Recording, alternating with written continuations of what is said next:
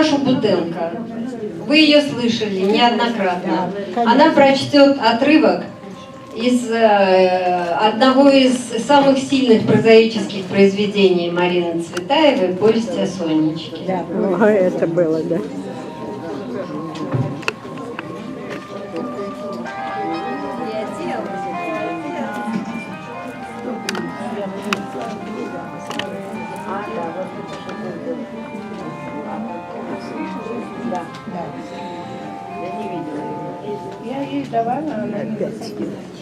Тихо, тихо. Внимание, пожалуйста, потише. Задевает и раздражает, когда они говорят Софья Евгеньевна. Точно она взрослая. Или даже Галидей. Точно она мужчина. Или даже Соня. Точно на Сонечку не могут разориться. Я в этом всегда видела равнодушие. Даже бездушие. Даже бездарность. Неужели они не понимают, что она именно Сонечка?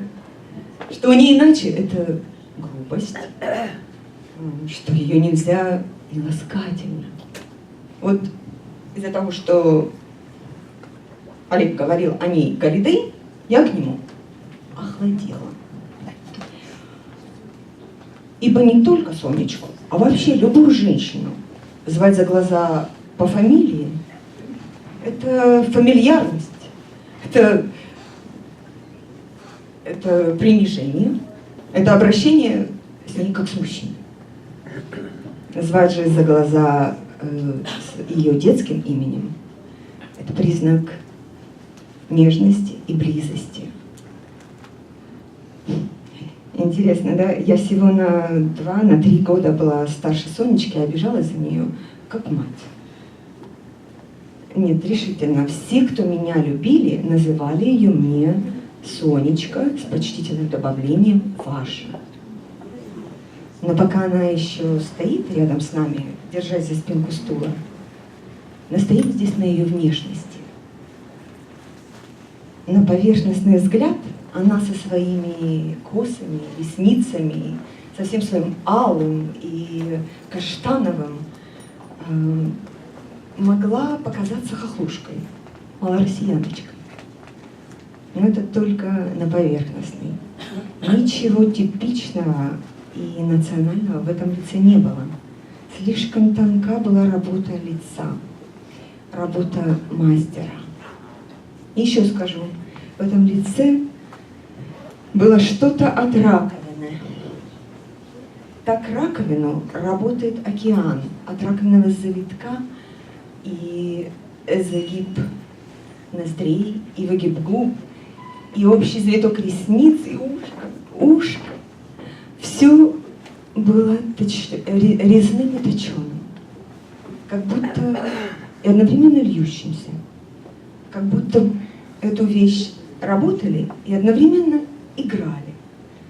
То есть океан работал, а волна играла. Je n'ai jamais vu de père rose, mais je soutiens que son visage était plus pâle et plus rose. Марина, мой отец был скрипач, бедный скрипач. Он умер в больнице. Я каждый день к нему приходила. И ни минуточку от него не отходила. Он вообще мне одной радовался, и я была его любимицей. А вот мои сестры, Марина, красавицы. У меня 2 сестры, и обе красавицы. Вот нужно много денег, Марина. Нужно хорошее платье и обувь. Потому что они красавицы.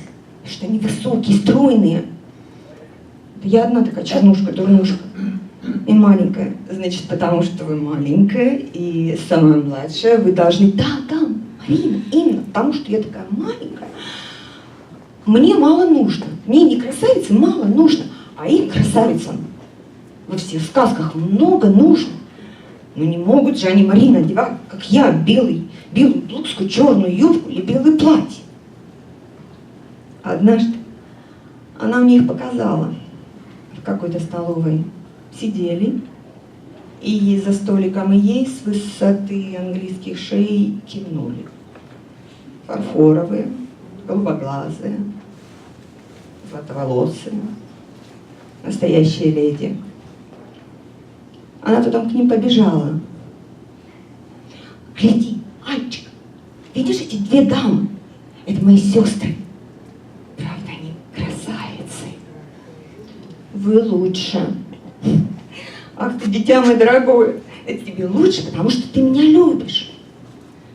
Я потому вас и люблю, что вы лучше всех. Дитя обезоруженное. Ребенок, обезоруженный ребенком, смог. Она нам исполнит в собственном сопровождении и вокале посвящение женщине Марины Цветаевой.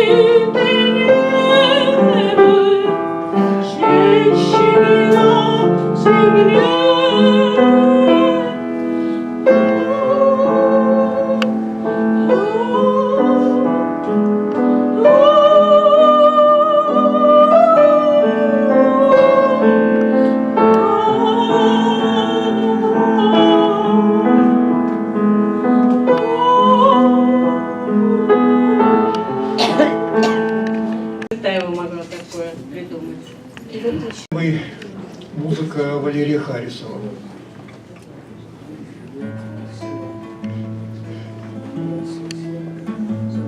Легкомыслие, милый грех, милый спутник и враг мой милый.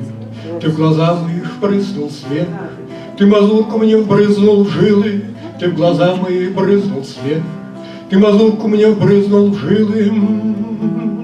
Научил не хранить кольца, с кем бы жизнь меня не венчала, начинать наугад с конца и кончать еще до начала, начинать наугад с конца и кончать еще до начала.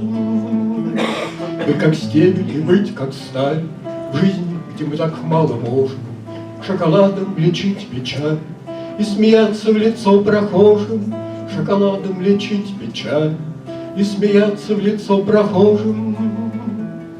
Легкомыслие, милый грех, белый спутник и враг мой милый, ты в глаза мои впрыснул смех, ты мазурку мне вбрызнул в жилы, ты в глаза мои впрыснул смех, ты мазурку мне вбрызнул в жилы.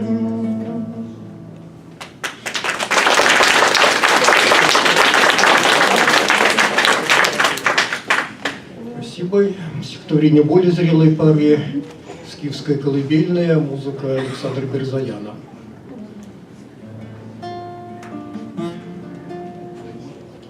Как по синей по степи, да из звездного ковша, да на лоб тебе, да спи, синь подушками глуша. Дыши, да не дуй, гляди, да не глянь, Волынь, Криволунь, Хвалынь, Колывань, Волынь, Криволунь, Хвалынь, Колывань. Как под льстивой подрасти, росным бисером плещам заработали персты, шаг подушками глуша. Лежи, да не двинь, дрожи, да не грянь, Хвалынь, перелынь, Волынь, завирань, Хвалынь, перелынь, Волынь, завирань. Как из моря, из Каспийского синего плаща стрела свистнула, да спи, смерть подушками глуша. Лови, да не тронь, тони, да не кань, Волынь, перезвонь, Хвалынь, целовань, Волынь, перезвонь, Волынь, целовань.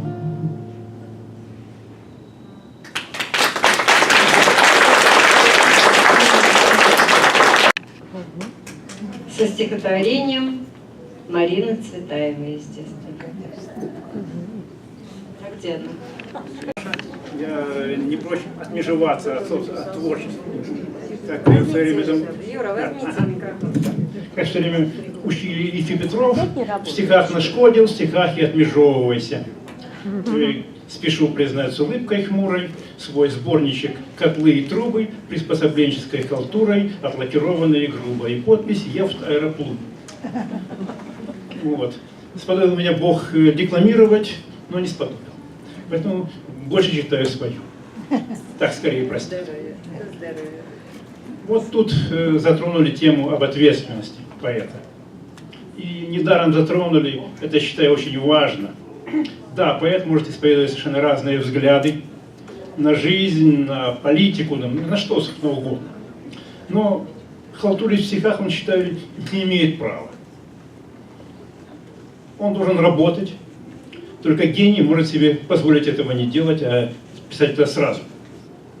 Не начерно, а набело. Цветаева, наверное, так умела. Что слышишь обычно? Почему стих несовершенен, слаб, плох? Вот я писал шуточные стихотворения.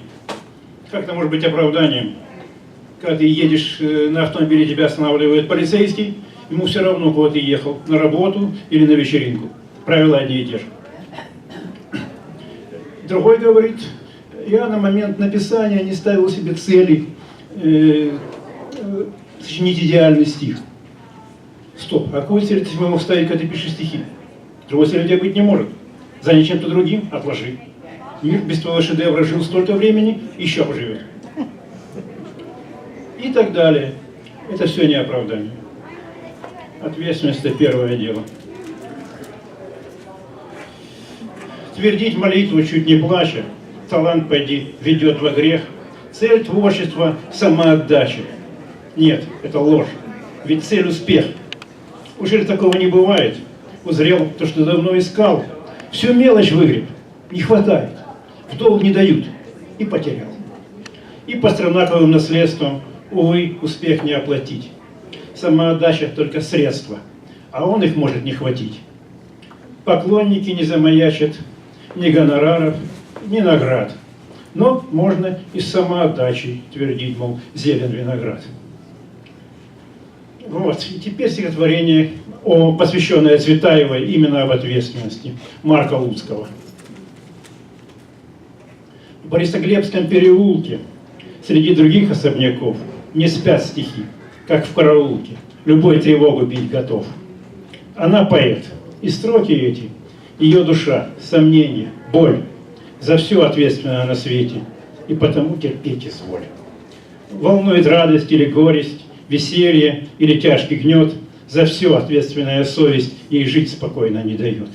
Несет достойно тяжесть эту. Знать надо чашу пить до дна, за все, за всех страдать поэту. Ответственность не всем дана. Есть у меня такое... Да, сейчас. Называется стишок «Молитва насущна». Всех пьяных закоперщики, каких чистит молва, художники, актерщики, богемная братва. Что пользы с них? Кривляются и не куют бабла. Пусть с ними расслабляются и те, кто при делах. Живут пусть вечно Чаплины, не вымрет острый стих. Сатира в юмор вкраплена, зерцало рожь кривых. Паяцы скоморошие, какой бы ни был строй. Пускай хоть медный грошик им перепадет порой. Спасибо.